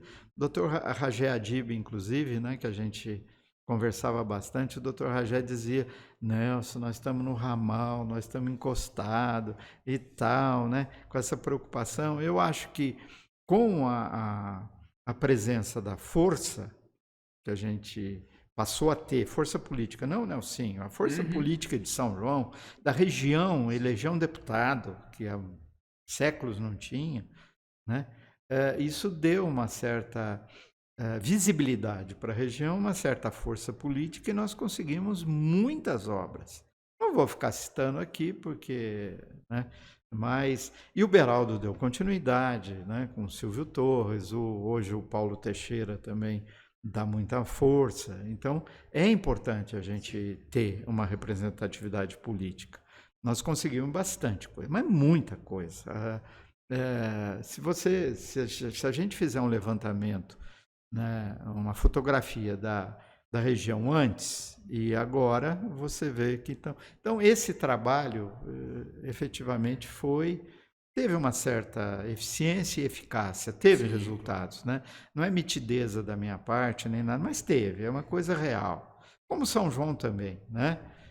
Na minha volta à prefeitura, as creches todas que a gente fez, né? o distrito industrial, as escolas que a gente fez, as casas populares, a vinda da Unesp, a vinda do Instituto Federal, né, a escola do Senai, a escola do SESI, tem muita coisa, né? E nós não podemos perder esse embalo, porque eu acho que nós estamos num ponto de inflexão, né? Se a gente não cuidar da cidade, se modernizar de tal forma que haja uma saúde que atenda efetivamente a todo mundo em todas as especialidades, com rapidez, sem fila. Se a gente não tiver uma escola ampliada e modernizada com o período integral, de tal forma que ela possibilite o surgimento, né, de oportunidades para pessoas, criar cidadãos e não, né, que as pessoas sejam devidamente informadas a tal ponto dela ter condições de procurar o seu espaço na vida, de trabalho, de empreendedor, e isso é a escola que faz, né? Se você não tiver o crescimento da oferta de empregos, né? E eu estava falando enquanto você fazia o que você tinha que fazer intervalo com o Laércio, né? O meu sonho é investir, além de trazer empresas para cá, mas trazer empresas atuais na área de tecnologia, né? Criar um polo para um espaço físico para startups, sente falta disso aqui, sabe? Nessa área.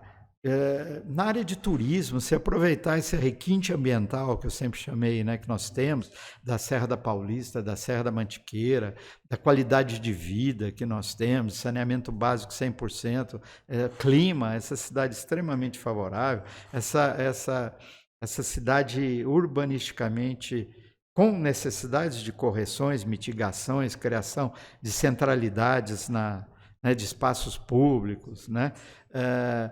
Mas você tem um potencial de desenvolver uma indústria de turismo que é uma das maiores que oferecem emprego, trabalho, oportunidades para as pessoas, né? Então tem muita coisa para fazer ainda. Muita oportunidade. Eu temo que se não tiver esse conceito de criar um ambiente bom de se viver, de tal forma que você tenha uma educação, você tenha as pessoas morando em locais que tenham acesso, não só à casa própria, mas ter ali o serviço, a padaria, a academia, precisa, né, o posto médico, a escola, a praça, né, de lazer, para integrar como a ideologia dos CSUs e dos SEIs que a gente começou, né? E nessa última gestão a gente começou lá o do Maestro Mourão e o SEI do IP, né? É para ter não só as crianças e os professores na escola, mas você ter as famílias se integrando, né? Se comunicando, se sociabilizando, se divertindo, né? Despertando os talentos locais com cultura, com arte, cultura, com, né, esporte, lazer e tudo mais, né? Esse é o conceito. E às vezes isso dá uma brecada, porque não é uma questão de eleger um prefeito ou prefeita companheiro da gente. É que, às vezes, as ideias somem nos arquivos da prefeitura, sabe? Então, isso eu aprendi muito quando eu fiz o plano diretor da primeira vez, que quando eu assumi agora de novo, dessa vez, as pessoas não sabiam do plano diretor que tinha. As pessoas da prefeitura. Então, é por isso que é fundamental a participação da sociedade, por você enraizar essas ideias na vontade política da sociedade, porque se não fizer, a sociedade cobra. Exemplo, o parque ali do pátio, né? Porque as coisas demoram. Como eu disse lá atrás, a gente conseguiu essa área discutindo com os lojas. Um pedaço já era da prefeitura, porque ali se as pessoas não lembram, mas ali era o estande de tiro do tiro de guerra e o lixão da cidade era ali, né? Eu tirei o lixão dali, tirei o estande de tiro de guerra dali, agreguei as outras áreas, renegociando com os loteamentos aprovados, e criamos aquele espaço, né? Na última gestão, a gente viabilizou a área nova, o Vanderlei levou o pátio para lá para ali fazer um parque. Como outros parques, eu deixei criado um parque, inclusive com o nome do nosso saudoso Zé Carlos Magalhães Teixeira, que vai desde do Hortência, acompanhando o Jaguari, passando pelo Lucas Teixeira, pelo IP, vai lá na frente, quer dizer, Primavera, toda aquela área, quer dizer, fazendo parques, espaços públicos. Então, se a gente não cuidar disso, né, que a gente tem um desenvolvimento econômico, político e social, acima de tudo, com sustentabilidade, criando emprego, oportunidades para as pessoas, né?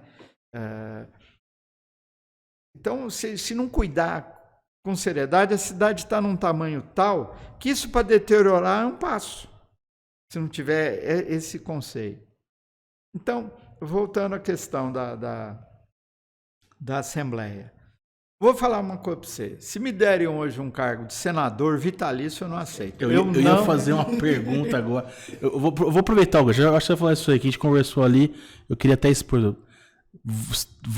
Voltaria se tivesse... Não, então, se me derem um cargo de senador vitalício, eu não aceito. Eu não tenho estômago... Você tem esperança, se for senador, não vai rolar. Eu não tenho estômago para viver nesse ambiente maluco da política lá para cima. Nem deputado estadual, nem federal e muito menos. Agora, prefeitura eu gosto. Sabe? Eu gosto porque você faz uma guia e sarjeta, um asfalto, uma creche, um posto de saúde, você mexe no concreto do povo. Você tá mais próximo. Você sabe?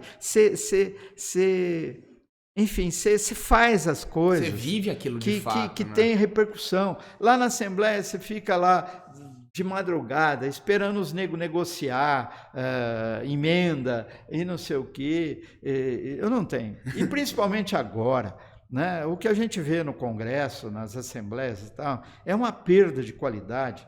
Né? Baixaria às vezes até, né? Deixou, o parlamentar deixou de ser representante de parcelas e de organizações da sociedade, sabe? E tomou posse do Legislativo e do Parlamento para negociar a emenda que favorece na eleição seguinte. Por mais que essa emenda favoreça, mas não muda nada, o país está afundado, a miséria está aumentando, né? O número de pessoas passando fome, o número de pessoas que têm acesso a uma alimentação insuficiente, o número de desempregados, o número de favelas, o número de casas sem saneamento básico, sabe? Não adianta, gente. Se a gente não mudar isso, um país de 214 ou 215 milhões de pessoas, ter essa massa, né? 1% da população tem metade quase da renda nacional. Quem consegue viver com salário mínimo, e não é só agora com o preço do gás, preço da gasolina, não, nessa exorbitância, né? Tá muito ruim. Isso é muito desumano. triste, é desumano, pô. Sabe? As pessoas, não, você está falando isso porque você é de esquerda, você é comunista. Não, eu tenho no mínimo, eu não sou de frequentar a igreja, mas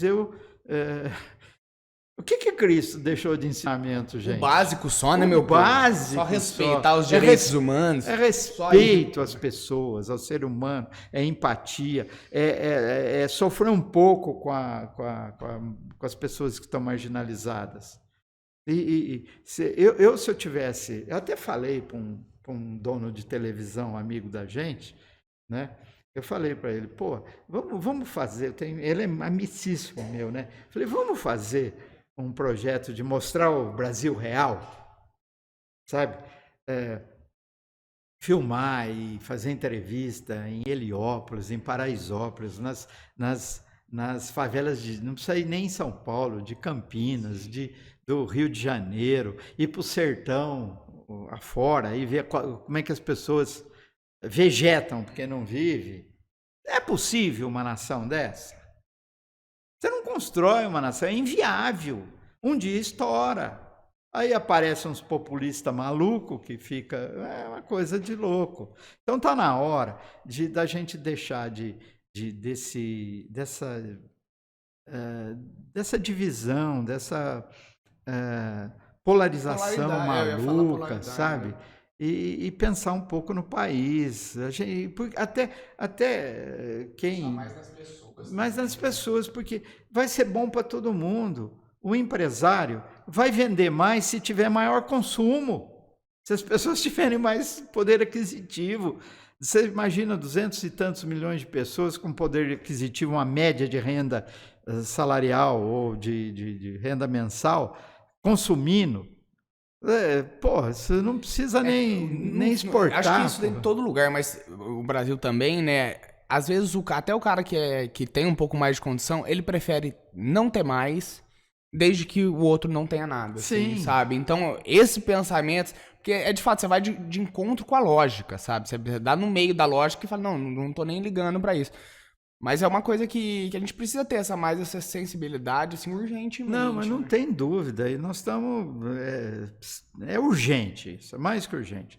Agora, eu não estou enrolando para não responder para você, não. Então, se me derem de presente um cargo de deputado estadual, federal, ou senador vitalício, ou mesmo o executivo numa secretaria, né, uma coisa nesse nível, eu não aceito, não tenho estômago.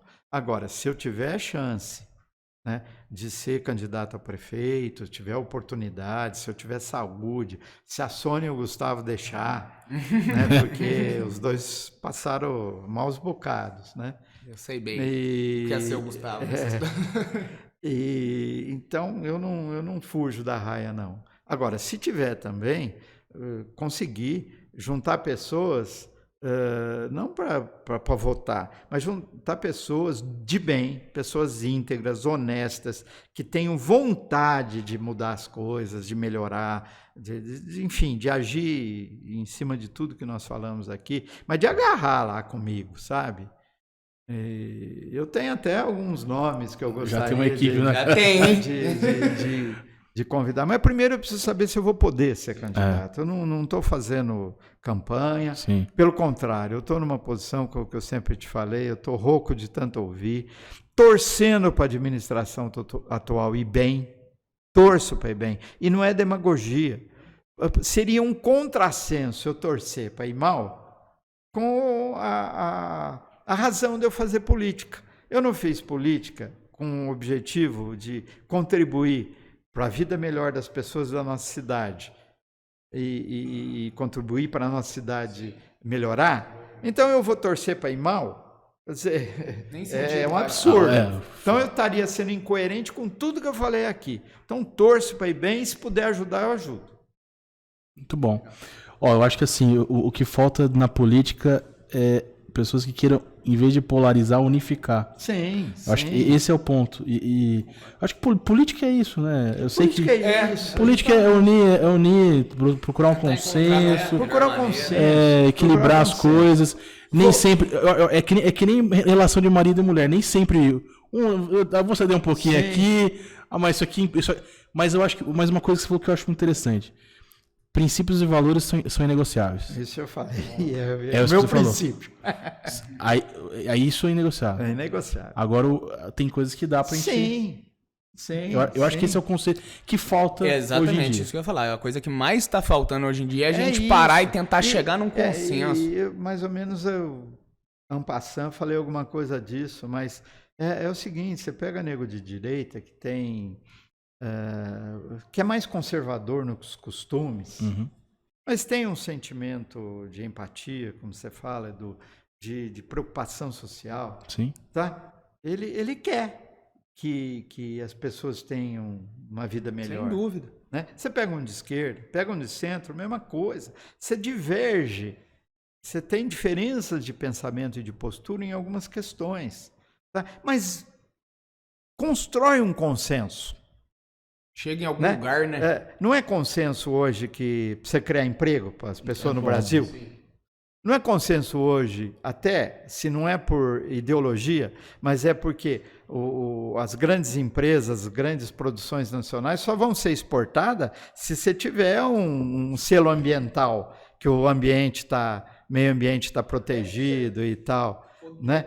Não é consenso que o SUS, apesar de ser maravilhoso, precisa melhorar muito, está deteriorando. Não é consenso que as pessoas precisam ter uma escola digna, não é consenso que você precisa universalizar o acesso à informação. Tecnologia. Né? Tecnologia. Não é consenso que nós precisamos... Nós estamos num ponto em que a tecnologia muda todo dia. Os conceitos de tecnologia que tinha ontem já não vale hoje, amanhã, então nós vamos ficar para trás do mundo. Né? Então, essas coisas são consensuais, independente de ser evangélico, cristão ou ateu, ser de direita, de centro ou de esquerda. Né? O que a gente não pode é ter os extremos, porque os extremos são impertinentes à democracia, às liberdades, a tudo isso. Mas, precisa ter maturidade, desprendimento, amor ao próximo e... Analisando aqui tudo isso que você está falando, a polaridade é um resultado do egocentrismo. A verdade é essa. Sim. A pessoa, ela deixa de pensar no... Sim. E pensa só nela. O que eu defendo é isso aqui. Sim. Pode ser bom, pode ser ruim. Dane-se. E não importa o lado, né? Mas eu acho que a gente falta essa política hoje em dia... Do diálogo, de ouvir, ter uma escutativa, que eu acho que isso é fantástico. Falei do Sidney, você também mostrando aí que ouvir a população, e isso que falta. E a gente precisa disso. Em todos os níveis. Em todos os níveis. Até dentro da própria família a gente vê que não está tendo, né? Em todos os níveis. Né? E eu tenho muita preocupação, eu não sou apologista do caos, vendo o monstro atrás de cada porta, não. Mas se a gente não tiver, na próxima eleição, uma mudança desse quadro, seja com quem for, mas de uma união de partidos, de posições, de entidades, de organizações, em cima de um projeto de país, vai ser o caos. Hoje nós estamos numa polarização maluca, né? Uns votam nesse para esse aqui não ganhar. Outros votam nesse aqui para esse aqui não ganhar. É um projeto de nação, de fazer esse país se desenvolver, crescer, as pessoas terem emprego, ter oportunidade, ter sua casa própria, trabalhar, produzir, empreender, empresas novas, etc, etc. Não tem. Né? A reforma tributária, se fala e não faz. Né? Como a gente tinha citado,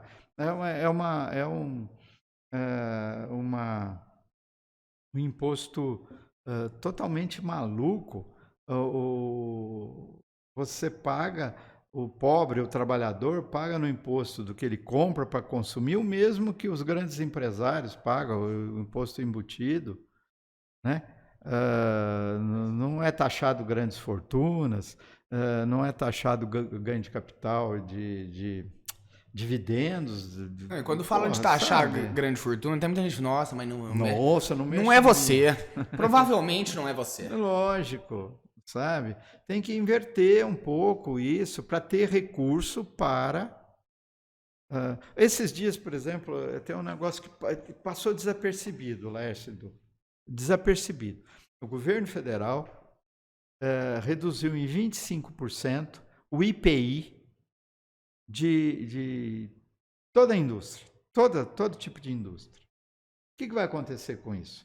Vai diminuir o preço do liquidificador, da geladeira, do que for? Não vai diminuir o preço, né? O que vai acontecer? É uma transferência de rendas avessas. O produto não vai diminuir, o povo vai continuar pagando no imposto embutido, o imposto que vai deixar de ser arrecadado para obras importantes, educação, saúde, estrada, o que for, que atende a comunidade em geral, vai concentrar na mão das indústrias. Eu acho que falta o pessoal compreender um pouquinho mais, né? Até isso que eu falei, essa da taxação das grandes fortunas, são de uma parcela muito pequena da população, então... Eu tive uma experiência dessa quando na secretaria, voltando um pouco à secretaria, que nós fizemos um programa de isenção da cesta básica. Eu falava que era um absurdo num país que passa fome e comida pagar imposto. Então, conseguido Montoro, as duras penas, o Serra resistiu um pouco, mas acabou concordando, né? E a gente isentou o leite e a cesta básica. Depois, isentamos de ICMS adubos, os insumos agrícolas. 2 meses depois, os adubos e coisa estavam mais caros do que na época da isenção, estavam mais caros. E aí? Quer dizer, quem que se apropriou dessa... O governo deixou de arrecadar e de ter recurso para obras, inclusive sociais, e as indústrias... Né? Então, pelo amor de Deus, não é contra a indústria, eu trouxe 40 por distrito industrial, estamos falando eu acho que mas eu acho que... E precisa mudar essas coisas, precisa mudar. Isso é consenso. Né? Esses dias nós vimos aí, tem muitos empresários, isso é bom, conscientes. Né? Esses dias falou-se daquele negócio da aprovação de mineração nas terras indígenas. Tem um grupo, o grupo das empresas mineradoras são contra, por consciência. Né? Então, tem muita gente boa de todo lado. Né? E isso é que precisa buscar quais são as coisas consensuais e fundamentais para esse país que é imensuravelmente rico, né? No seu tamanho, na sua dimensão, na sua potencialidade mineral, na sua potencialidade agrícola principalmente, né? Se transformar numa nação justa. Se não fizer essas coisas, não vai. Eu acho que a gente já estamos agora encaminhando mais para a parte final mesmo do programa, já começar até te agradecer por esse tempo, né? Assim, eu queria fazer depois se você quiser, você pode até colocar a minha última pergunta que eu vou te fazer. A gente sabe, a gente vê, a maioria das pessoas aqui de São João vê o quanto você é querido, respeitado, é uma coisa que é visível para quem é morador daqui da cidade. Eu queria saber, a gente sabe o quanto você representa para São João. E o quanto São João representa para você. Mas eu queria que você... Sou apaixonado por essa terra. Eu queria saber, né, se você tem a noção do quanto que você representa para São João, do quanto tem muita gente aqui que te admira de uma maneira... que te admira demais, que tem um respeito gigante. Não vou ser demagogo de dizer que não. Né? Obviamente que a gente tem adversários, que a gente pode ter alguém que seja meu inimigo. Eu não sou inimigo de ninguém. Isso não, sabe? Eu gosto de gente, gosto das pessoas, procuro ter uma postura de saber ouvir, de saber conviver, tenho essa empatia. E eu tinha muito medo do problema que me aconteceu, da injustiça maluca que eu sofri. Isso é uma outra discussão, mas é maluca mesmo, tenho certeza. A sua mãe é advogada, ela sabe. É uma loucura, né? Eu morria de medo, porque o meu projeto de vida eu tinha essa frase, e uso essa frase ainda, era provar que era possível taxiar a vida pública, ou, quer dizer, ser político, ocupar cargos e continuar sendo honesto, sendo íntegro, né? Essa era a minha... o meu projeto político era esse, sempre foi. E eu tinha medo do que me aconteceu, de repente, te dar um carimbo de cara que não foi correto, né? E eu tinha medo. Putz, como é que eu vou andar na rua, gente? Né? Olha, realmente, obviamente, deve ter gente que não gosta de mim, isso é muito natural e aceitável, né? Mas eu fico, às vezes, orgulhoso, né? E esse é meu patrimônio, né? A gente andar na rua, as pessoas vêm, abraça, conversa. Quando você volta, né? É muito gostoso isso. Pode parecer um pouco de mitideza da minha parte, mas eu sinto, sim, que Ah, não, até entregando. Grande parte das pessoas reconhece e gosta do Tardo Nersim. A minha pessoa do dia, tem muita gente que chega e fala, não, convida não sei quem, convida não sei quem. A pessoa que eu particularmente, mais escutei era, leva o Nelsinho. Eu falei, não, estamos demorando, vamos levar. Por isso que eu morro de medo de estar decepcionando vocês e quem vai nos ver. De maneira nenhuma. Muito pelo contrário, eu acho que hoje foi um aprendizado, quase soltei uma palavra, um aprendizado gigantesco mesmo, como, principalmente, vai falar como pessoa também, mas principalmente como pessoa, né? Assim, eu te agradeço muito pelo... Depois do Beraldo, do Carioca, do Vanderlei, eu tava morrendo de medo. Aí de quem vai vir depois disso aqui. Será que eu vou dar conta do mercado? Não, mas a gente agradece muito pela presença, pelos aprendizados. Agradeço também como morador de São João da Boa Vista por tudo que você especificamente fez ao longo desse tempo. Fomos nós. A sua família participou, o Zé Carlos participou disso, foi vice-prefeito. Tem muita gente junto, mas aproveitando aqui que você tá aqui, a gente precisa também, né? Eu precisei dar um fogo nele para ele aceitar ser candidato. Você nem imagina. Não que seja tão difícil dar um fogo nele também. Mas agradecer de verdade, tanto pela participação como morador de São João, por tudo que você fez. Eu que agradeço. Queria cumprimentar vocês por essa iniciativa, por esse projeto, né? É muito importante, né? Uma vez eu falei qualquer coisa nessa linha, né? Que o povo devidamente educado e culto e informado consegue encontrar motivação para se desenvolver, né? O povo sem cultura, sem informação, sem conhecimento do que acontece, fica naquela, né? Não, é isso mesmo, foi Deus que quis, e não encontra. Só quem é devidamente informado é que consegue modificar a sua realidade e buscar uma melhor situação, uma vida mais digna, né? Então eu acho que a imprensa tem um papel fundamental, né, nisso. E vocês estão fazendo um trabalho lindo, porque vocês não estão tomando partido, na mesma postura que você teve na transmissão da apuração de votos da última eleição, né? Com dignidade, com seriedade, com integridade pessoal, moral e profissional, mas vocês estão fazendo o resgate de história, da história. E, de repente, se não é da história, de versões de histórias, né? Isso é muito importante, né? É preciso que haja memória, né? No sentido de que, em cima dessa memória, dessas coisas, se corrijam aquilo que não foi bom.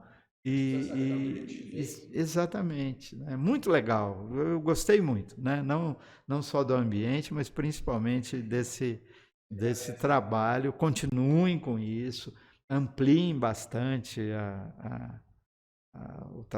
esse leque, tragam outras pessoas de todas as áreas, é muito legal. Eu fiquei realmente... Já era teu fã, agora eu sou fã de vocês três. Ô Nelson, queria agradecer de verdade, de coração, você ter vindo aqui, doado um pouquinho do seu tempo. Estou disponível. Acho que é importante esse momento para as pessoas realmente conhecerem. E o mais legal que a gente sempre fala aqui, mas extrair todo essa experiência, esse conhecimento e todos esses insights, né? Que nem eu falei, repito, eu acho que a gente precisa de políticos que têm essa visão, sabe, de unificação, de ter um ouvido ativo, de buscar, sabe, chegar próximo da população, ser empático. E você trouxe aqui pra gente aqui, durante a sua história, um exemplo fantástico. Tem muita gente boa. Não, sim. O que falta é esse amálgama para juntar essas pessoas. E se me permitir, uma coisa que me preocupa um pouco é que está difícil para as pessoas sérias fazerem política, porque o sistema é podre. Como é que um candidato a deputado vai ser candidato sem dinheiro? No meu tempo, Vargem Grande, quando eu fui candidato, fazer comício, tá certo que era para o prefeito também, para o governador, para o vereador, na lataria de uma caminhonete internacional 1947, do meu tio, se juntava 3, 4 mil pessoas para fazer um comício. né? Hoje é difícil o contato com as pessoas, então é difícil, é muita grana. Então o sistema é podre, sabe? Como é que as pessoas sérias vão buscar dinheiro para uma campanha? Isso foi um dos fatores que me fez largar a mão, né? Não tinha grana para ser candidato de novo, né? E outra coisa, as pessoas sérias que assumem estão vulneráveis com um punitivismo, às vezes exacerbado, né? Tribunal de Contas, Ministério Público. Se você compra o caminhão vermelho, mesmo que a licitação tenha sido barata, alguém vai dizer que você comprou vermelho porque você é comunista. Você compra verde, que é o mais barato, quem é a empresa que ganhou a licitação, alguém vai imaginar fazer uma loucura de falar que você comprou verde porque você é fascista, você é defensor da ditadura. Então, está muito difícil. Está muito difícil, sabe? Sobra processos para você, que não são de corrupção, não são de propina, não são de desvio de dinheiro, não são de gastar mal, são meramente administrativos. Sabe? Umas coisas doidas. Não é complicado. Tá então, fácil mesmo. não está fácil. Mas eu acho que a gente precisa arregaçar as mangas, juntar as pessoas de bem e pensar um pouquinho mais nos outros e ver se contribui um pouco mais. Não, eu concordo plenamente com tudo. Gente, por hoje foi. Saiba que São João tem algumas pessoas aí que são responsáveis por a gente ter chego aonde a gente chegou, por a gente estar caminhando até onde a gente caminha. E uma dessas pessoas é o Nelsinho. Então, hoje foi um prazer enorme poder estar fazendo esse programa. Muito obrigado para você que acompanhou aí até agora. Lembrando que o Givitalks é uma realização da produtora Jaguari, em parceria com a Hello Mark e com a Octa Soluções. Siga a gente nas redes sociais. O nosso estúdio e produção estão disponíveis caso você queira fazer o seu próprio programa. E a gente está aberto aí a patrocinadores e apoiadores. Então manda uma mensagem e a gente conversa sobre isso. Muito obrigado pela audiência e até a semana que vem.